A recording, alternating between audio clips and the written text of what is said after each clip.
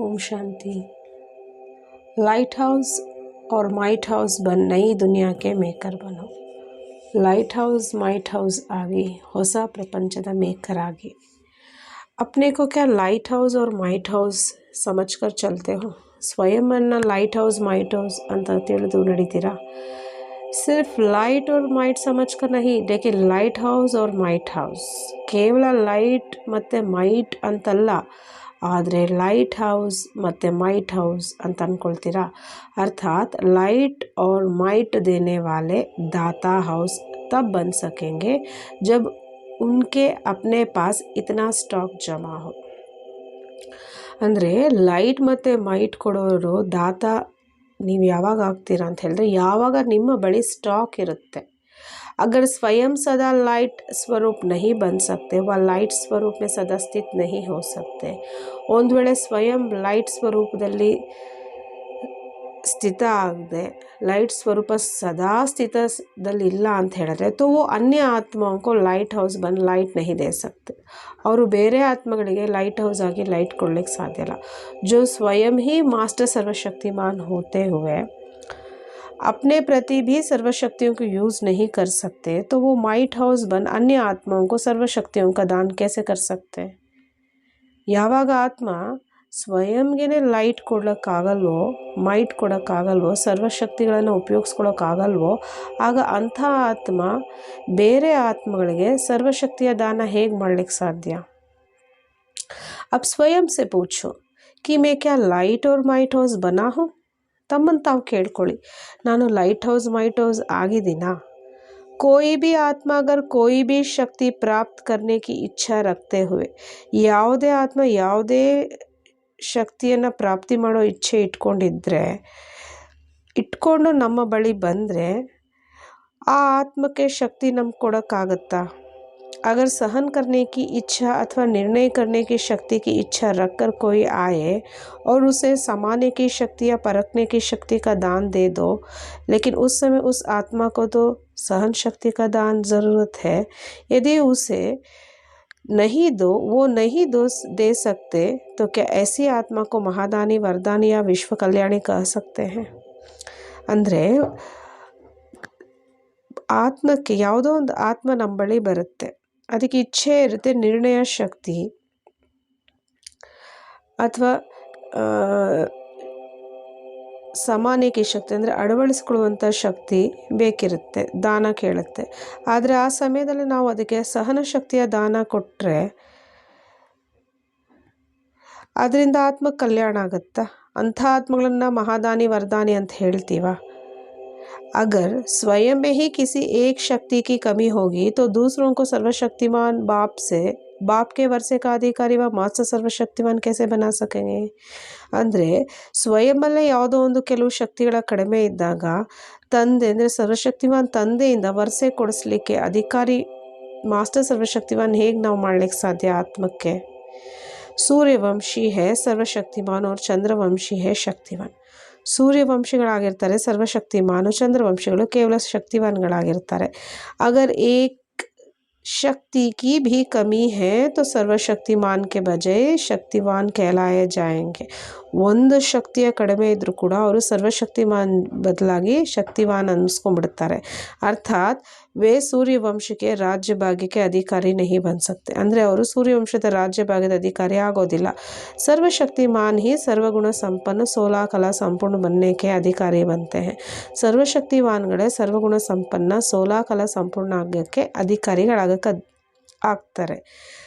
कम शक्तिवान कल्याणी बन सकते हैं, ಕಡಿಮೆ ಶಕ್ತಿವಾನ್ ಕಲ್ಯಾಣಿ ಆಗ್ತಾರೆ, लेकिन विश्व कल्याणी नहीं बन सकते, ಆದರೆ ಅವರು विश्व कल्याणी ಆಗೋದಿಲ್ಲ। अगर किसी आत्मा को समाने की शक्ति चाहिए और आप उसे विस्तार करने की शक्ति दे दो, ಒಂದು ವೇಳೆ ಯಾವುದೇ ಒಂದು ಆತ್ಮಕ್ಕೆ ಸಹನೆ ಮಾಡುವ ಶಕ್ತಿ ಬೇಕಿರುತ್ತೆ, ಆದರೆ ನಾವು ವಿಸ್ತಾರ ಮಾಡುವಂಥ ಶಕ್ತಿ ದಾನವಾಗಿ ಕೊಟ್ಟಾಗ अन्य सब शक्तियाँ दे दो लेकिन जो उसको चाहिए वो न दे सके, ಬೇರೆ ಎಲ್ಲ ಶಕ್ತಿ ಕೊಟ್ಬಿಟ್ಟು ಆ ಆತ್ಮಕ್ಕೆ ವಾಸ್ತವವಾಗಿ ಏನು ಶಕ್ತಿ ಬೇಕಿರುತ್ತೋ ಆ ಶಕ್ತಿ ನಾವು ಕೊಡದೇ ಹೋದಾಗ, तो क्या वो आत्मा तृप्त होगी? आत्म तृप्ति आगत्ता? क्या आपको विश्व कल्याणी मानेगी? नಮ್ಮना आत्मा विश्व कल्याणी ಅಂತ ಒಪ್ಕೊಳ್ಳುತ್ತಾ? जैसे किसी को पानी की प्यास हो और आप उसे 36 प्रकार के भोजन दे दो. ಉದಾಹರಣೆಗೆ ಯಾವುದೋ ಒಂದು ಆತ್ಮಕ್ಕೆ ನೀರಿನ ದಾಹ ಇರುತ್ತೆ, ಆದರೆ ನಾವು ನೀರಿನ ಬದಲಾಗಿ 36 ವಿಧದ ಭೋಜನ ಅದಕ್ಕೆ ನಾವು ದಾನವಾಗಿ ಕೊಟ್ಟಾಗ, ಲೇಕಿನ್ ಪಾನಿ ಕಾ ಪ್ಯಾಸ್ ಕೆ 36 ಪ್ರಕಾರ ಕೆ ಭೋಜನ ಸೆ ಸಂತುಷ್ಟ ಹೋಗಾ? ಆದರೆ ನೀರಿನ ಒಂದು ಬಾಯಾರಿಕೆ ಏನಿರುತ್ತೋ ಅದು 36 ರೀತಿಯ ಭೋಜನವನ್ನು ಕೊಟ್ಟಾಗ ಅದು ಸಂತುಷ್ಟ ಆಗ್ಬಿಡುತ್ತಾ? ನಮಗೆ ಅದು ಶುಕ್ರಿಯ ಅಂದರೆ ನಮ್ಮ ಸಹಾಯ, ಗ್ರ್ಯಾಟಿಟ್ಯೂಡ್ ಅದು ತೋರಿಸುತ್ತಾ ನಮಗೆ? पानी के बदले चाहे आप उसे हीरा दे दो, परंतु उस समय उस आत्मा के लिए पानी की एक बूंद की कीमत अनेक हीरों से ज़्यादा है. ನೀರಿನ ಬದಲು ನಾವು ಒಂದು ವೇಳೆ ವಜ್ರ ಕೊಟ್ಟರೆ, ಆದರೆ ಆ ಆತ್ಮಕ್ಕೆ ನೀರಿನ ಒಂದು ಹನಿ ಕೂಡ ಅನೇಕ ವಜ್ರಗಳಿಗಿಂತ ಹೆಚ್ಚು ಬೆಲೆಯುಳ್ಳದ್ದಾಗಿರುತ್ತೆ ಆ ಸಮಯದಲ್ಲಿ. ऐसे ही अगर अपने पास सर्वशक्तियों का स्टॉक जमा नहीं होगा तो सर्व आत्माओं को संतुष्ट करने वाली संतुष्ट मणियाँ नहीं बन सकेंगे. ಅದೇ ರೀತಿ ನಮ್ಮ ಬಳಿ ಸರ್ವಶಕ್ತಿಯ ಸ್ಟಾಕ್ ಇಲ್ಲ ಅಂತಂದಾಗ ಎಲ್ಲ ಆತ್ಮಗಳನ್ನು ಸಂತುಷ್ಟ ಮಾಡುವಂಥ ಸಂತುಷ್ಟ ಮಣಿಗಳು ನಾವು ಆಗೋದಿಲ್ಲ. ಸರ್ವ ಆತ್ಮಾಯೇ ಆಪ್ಕೋ ಜೀ ದಾತ ಸರ್ವಶಕ್ತಿ ದಾತ ನಹಿ ಮಾನೇಗಿ. ಅಥವಾ ಎಲ್ಲ ಆತ್ಮಗಳು ನಮ್ಮನ್ನು ಜೀ ದಾತ ಅಥವಾ ಸರ್ವಶಕ್ತಿ ದಾತ ಅಂತ ಒಪ್ಕೊಳ್ಳೋದಿಲ್ಲ. ಅಗರ್ ವಿಶ್ವಕ್ಕೆ ಸರ್ವ ಆತ್ಮೋ ದ್ವಾರ, ಒಂದು ವೇಳೆ ವಿಶ್ವದ ಸರ್ವ ಆತ್ಮಗಳ ಮುಖಾಂತರ ವಿಶ್ವ ಕಲ್ಯಾಣಿ ಮಾನನೀಯ ನಹಿ ಮಾನೆಂಗೆ, ವಿಶ್ವ ಕಲ್ಯಾಣಿ ಅಂತ ಒಪ್ಕೊಳ್ಳಿಲ್ಲ ಅಂತಂದರೆ ತೋ ಮಾನನೀಯಕ್ಕೆ ಬಿನಾ ಪೂಜನೀಯ ಭಿ ನಹಿ ಬನೆಗೆ. ಅಂದರೆ ಜಗತ್ತು ನಮ್ಮನ್ನು ಒಪ್ಕೊಳ್ಳಿಲ್ಲ ಅಂದರೆ ನಾವು ಪೂಜ್ಯ ಆತ್ಮಗಳು ಕೂಡ ಆಗೋದಿಲ್ಲ. ಸಂತುಷ್ಟಿ ಮಣಿ ಬನ್ನೇಕೆ ಬಿನಾ ಬಾಬ್ದಾದಕ್ಕೆ ಮಸ್ತಕ್ಕೆ ಮಣಿಯ ನಹಿ ಬನ್ ಸಕ್ತೆ ಹೋ.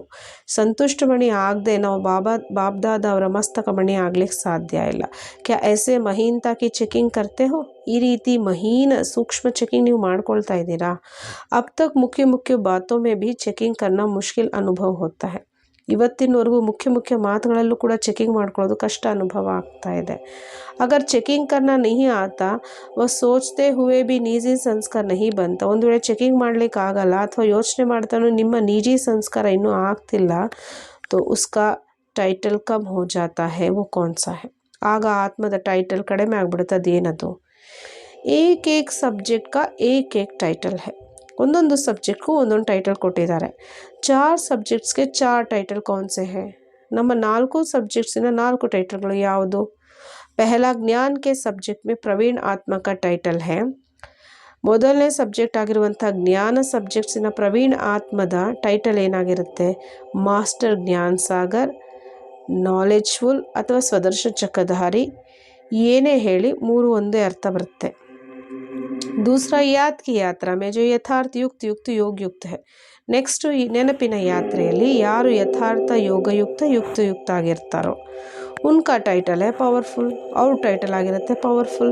ಯಾಕಂತ ಹೇಳಿದ್ರೆ ಯಾದ್ ಸೆ ಸರ್ವಶಕ್ತಿಯೋಂಕ ವರದಾನ್ ಪ್ರಾಪ್ತ ಹೋತಾ ಹೈ. ನೆನಪಿಂದ ಸರ್ವಶಕ್ತಿಯ ವರದಾನ ಪ್ರಾಪ್ತಿ ಆಗುತ್ತೆ. ತೋ ಯಾದ್ ಕಿ ಯಾತ್ರಾ ಮೇ ಜೋ ಯಥಾರ್ಥ ರೀತಿ ಸೆ ಚಲನೆ ವಾಲಾ ಹೈ, ಹಾಗಾಗಿ ನೆನಪಿನ ಯಾತ್ರೆಯಲ್ಲಿ ಯಾರು ಯಥಾರ್ಥ ರೀತಿಯಾಗಿ ನಡೀತಾರೋ ಉನ್ಕಾ ಟೈಟಲ್ ಹೈ ಪವರ್ಫುಲ್. ಅವ್ರ ಟೈಟಲ್ ಆಗಿರುತ್ತೆ ಪವರ್ಫುಲ್.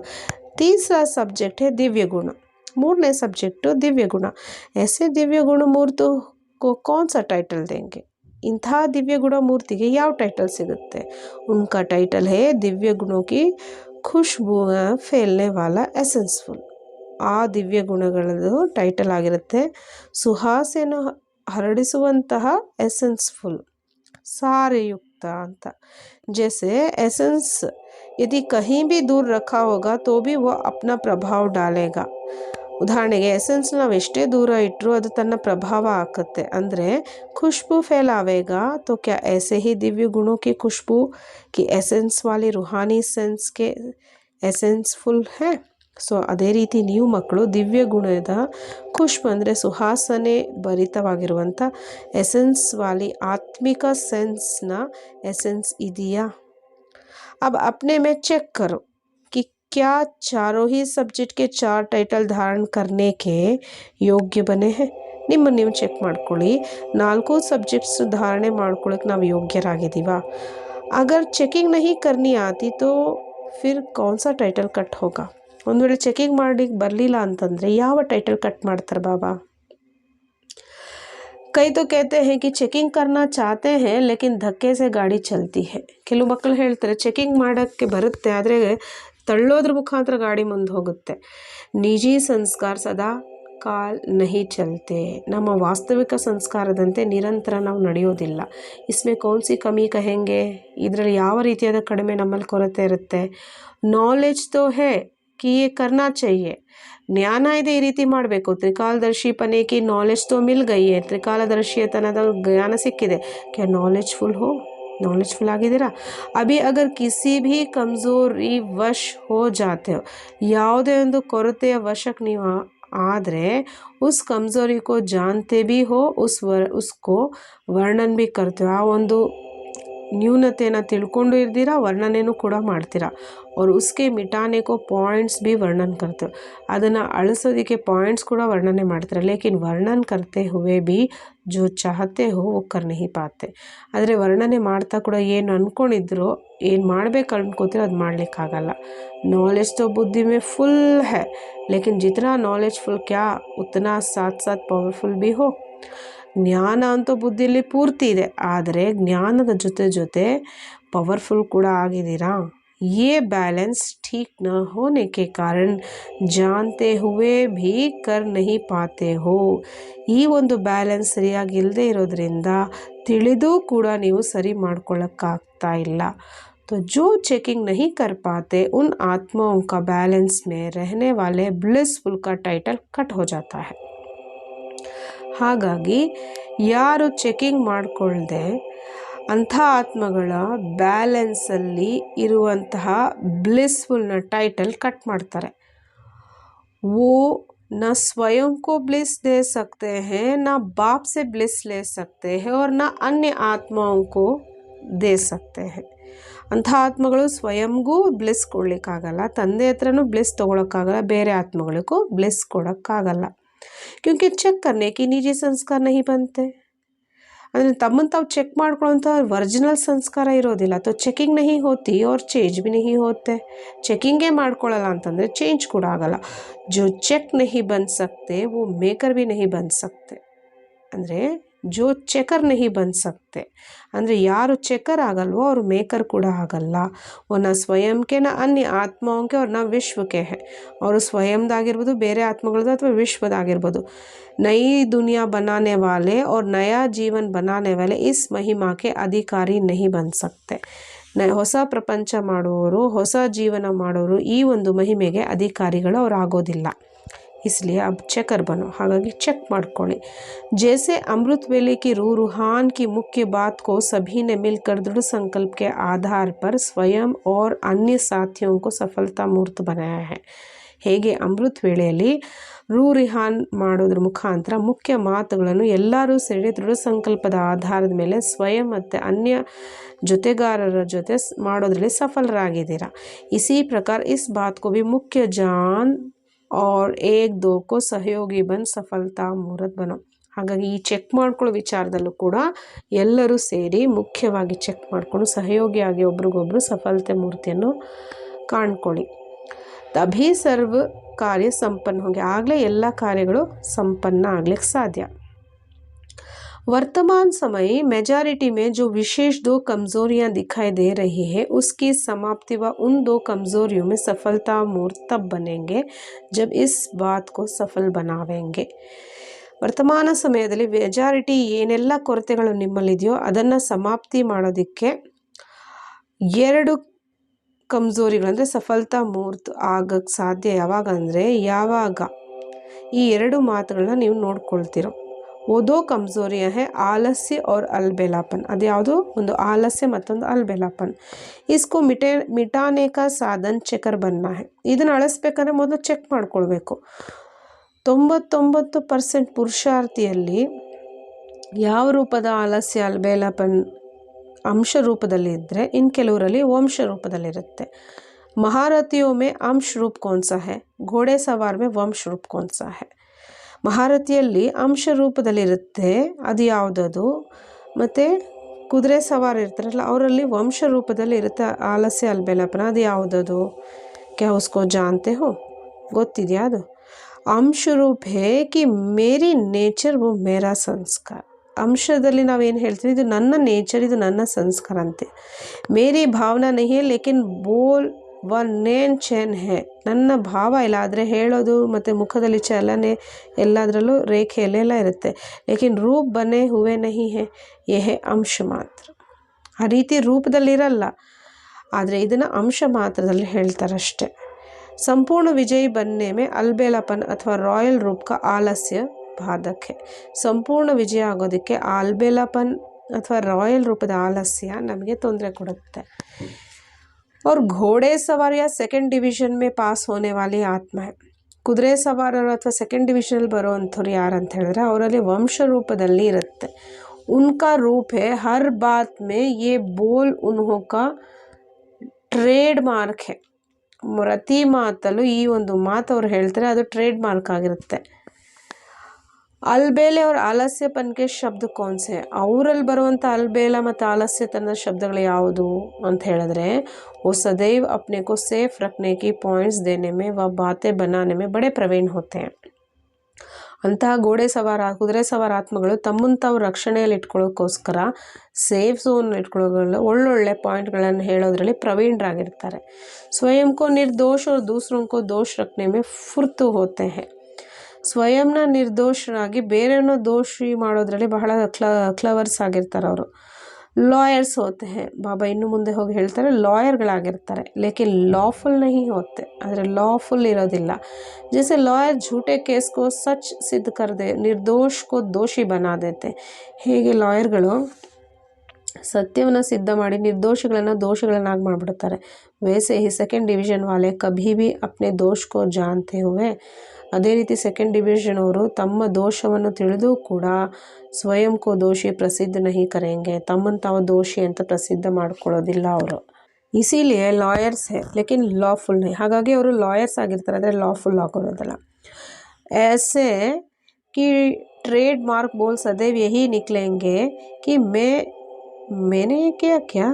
ಟ್ರೇಡ್ ಮಾರ್ಕ್ ಆಗಿ ಮಾತುಗಳು ಅವ್ರ ಬಾಯಿಂದ ಯಾವ ರೀತಿ ಬರುತ್ತೆ ಅಂದರೆ, ನಾನು ಇದನ್ನು ಮಾಡಿದ್ನಾ, मैंने ये बोला क्या, ನಾನು ಈ ರೀತಿ ಹೇಳಿದ್ನಾ, ಮೇರೆ ಮನ್ ಮೇ ತೋ ಕುಚ್ ಥಾ ಹಿ ನಹಿ, ನನ್ನ ಮನಸ್ಸಲ್ಲಿ ಆ ಥರದ್ದೇನೂ ಇರಲಿಲ್ಲ. ನಿಕಲ್ ಗಯಾ ತೋ ಫಿರ್ ಕ್ಯಾ ಹುವಾ, ಬಾಯಿಂದ ಬಂದ್ಬಿಡ್ತಂತೆ ಇನ್ನೇನು ಮಾಡೋದು, ಏನಾಗುತ್ತೆ. ಹೋ ಗಯಾ ತೋ ಫಿರ್ ಕ್ಯಾ ಹುವಾ, ಆಗೋಯ್ತು ಅದರಲ್ಲಿ ಏನಿದೆ, ಏನಾಗುತ್ತೆ. ಠೀಕ್ ಕರ್ ದೂಂಗ, ಸರಿ ಮಾಡಿಬಿಡ್ತೀನಿ. ಫಿರ್ ಕ್ಯಾ, ಮತ್ತಿನ್ನೇನು. ಈ ಟ್ರೇಡ್ ಮಾರ್ಕ್ಗೆ ಬೋಲ್ ಹೋಂಗೆ, ಈ ರೀತಿ ಟ್ರೇಡ್ ಮಾರ್ಕ್ ಮಾತುಗಳು ಅವ್ರು ಆಡ್ತಾರೆ.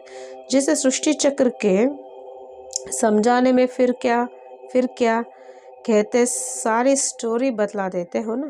ಹೇಗೆ ಸೃಷ್ಟಿ ಚಕ್ರದ ಬಗ್ಗೆ ಹೇಳ್ತಾ ಇನ್ನೇನು ಮತ್ತೇನು ಅಂತ ಹೇಳ್ತಾ ಪೂರ್ತಿ ಕಥೆನೇ ಹೇಳ್ಬಿಡ್ತೀವಿ ನಾವು. ಸತ್ಯುಕ್ಕೆ ಬಾದ್ ಫಿರ್ ಕ್ಯಾ ಹುವಾ, ತ್ರೇತಾಯ ಫಿರ್ ಕ್ಯಾ ಹುವಾ, ದ್ವಾಪರಾಯ ಫಿರ್ ಕ್ಯಾ. ಸತ್ಯುಗದ ನಂತರ ಏನು ಬಂತು, ತ್ರೇತಾ ಬಂತು, ಆಮೇಲೆ ದ್ವಾಪರ ಬಂತು, ಆಮೇಲೆ सारे चक्र की कहानी सुनाते, पूर्ति चक्र कथे ಹೇಳ್ಬಿಡ್ತೀವಿ. वैसे वो लॉयर्स आत्मे फिर क्या शब्द के आधार पर दूसरों के ऊपर सारा चक्र ಚಲಾಯೇ ದೇತಿ है. ಅದೇ ರೀತಿ ಈ ಫಿರ್ಕ್ಯಾ ಶಬ್ದ ಲಾಯರ್ಸ್ಗಳೇನಿರ್ತಾರೋ ಅವರು ಫಿರ್ಕ್ಯಾ ಅನ್ನೋ ಶಬ್ದವನ್ನು ಆಧಾರದ ಮೇಲೆ ಬೇರೆಯವ್ರ ಮೇಲೆ ಎಲ್ಲ ಚಕ್ರವನ್ನು ಹೇಳ್ಬಿಡ್ತಾರೆ, ಅಂದರೆ ತಿರುಗಿಸ್ತಾರೆ. ಸ್ವಯಂ ಕೋ ಸಾಕ್ಷಿ ಬನಾ ದೇತೆ ಹೇ, ತಮ್ಮನ್ನು ತಾವು ಸಾಕ್ಷಿ ಮಾಡ್ಕೋತಾರೆ. ನ್ಯಾರಾ ಬನಾ ದೇತೆ ವಾ छुड़ा देते हैं, ತಮ್ಮನ್ನು ತಾವು ನ್ಯಾರ ಮಾಡ್ಕೋತಾರೆ, ಅದರಿಂದ ಬಿಡಿಸ್ಕೊಂಡು ಹೊಟ್ಟೋಗ್ಬಿಡ್ತಾರೆ. ಫಿರ್ ಕ್ಯಾ ಶಬ್ದ ಸೆ ಅರ್ಥಾತ್ ಇಸ್ ಏಕ್ ಸಂಕಲ್ಪ ಸೆ ಅಲ್ಬೇಲಾಪನ್ ರಾಯಲ್ ಆಲಸ್ಯ ಕ ವಂಶ ಅಂದರ್ ಹಿ ಅಂದರ್ ಬಡ್ತಾ ಜಾತಾ. ಇದರಿಂದ ಏನಾಗುತ್ತೆ ಅಂದರೆ ಅವರಲ್ಲಿ ಈ ಫಿರ್ ಕ್ಯಾ ಶಬ್ದ ಅಂದರೆ ಅರ್ಥ, ಅವರ ಒಳಗಡೆ ಸಂಕಲ್ಪ ಅಲ್ಬೇಲ ಮತ್ತು ರಾಯಲ್ ರೂಪದ ಆಲಸ್ಯ ವಂಶದ ರೂಪದಲ್ಲಿ ದಿನೇ ದಿನೇ ಹೆಚ್ಚಾಗ್ತಾನೆ ಹೋಗುತ್ತೆ ಒಳಗಡೆ. और ऐसी आत्मा को ಪವರ್ಫುಲ್ बनाने के बजाय ನಿರ್ಬಲ್ बनाते जाते हैं. ಇಂಥ ಆತ್ಮಗಳು ಪವರ್ಫುಲ್ ಮಾಡೋದ್ರ ಬದಲಾಗಿ ನಿರ್ಬಲವಾಗಿ ಮಾಡ್ತಾ ಹೋಗ್ತಾರೆ.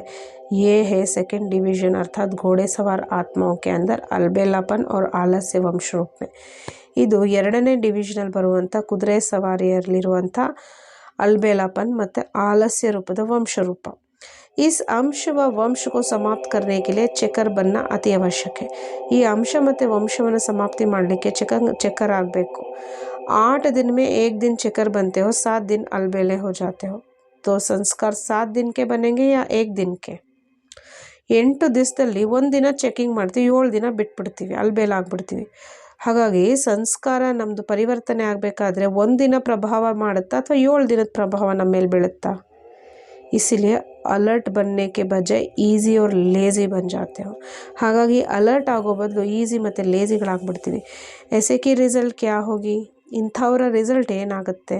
क्या ऐसे विश्व कल्याणकारी सर्वशक्तियों को महादानी वरदानी बन सकते हैं? इंथवर विश्व कल्याणकारी सर्वशक्तियाँ महादानी वरदानी ಆಗ್ತಾರಾ? इसलिए अब इन 2 बातों को अंश रूप में वंश रूप में जिस रूप में भी है उसको अभी ಮಿಠಾವೆಂಗೆ. ಹಾಗಾಗಿ ಈ 2 ಮಾತುಗಳನ್ನ ಅಂಶ ರೂಪ ಆಗಿರ್ಬೋದು ಅಥವಾ ವಂಶ ರೂಪ ಆಗಿರೋದು ಅದನ್ನು ಈಗಲೇ ನಾವು ಮುಗಿಸ್ಬೇಕು, ಸಮಾಪ್ತಿ ಮಾಡಬೇಕು. उसको अभी से मिटावेंगे तभी बहुत समय विजय बनने के संस्कार के अनुसार विजय माला के मणके बन जाएंगे. ಅದನ್ನು ಈಗಲೇ ನೀವು ಸಮಾಪ್ತಿ ಮಾಡೋದ್ರಲ್ಲಿ ವಿಜಯರಾದಾಗ ಆಗ ಅನೇಕ ಸಂಸ್ಕಾರದ ಅನುಸಾರ ವಿಜಯಮಾಲೆಯ ಮಣಕ್ಕೆ ಅಂದರೆ ಮಣಿಯಲ್ಲಿ ಬರಲಿಕ್ಕೆ ನೀವು ಸಾಧ್ಯ ಆಗತ್ತೆ. ಅಚ್ಚಾ, ಓಂ ಶಾಂತಿ.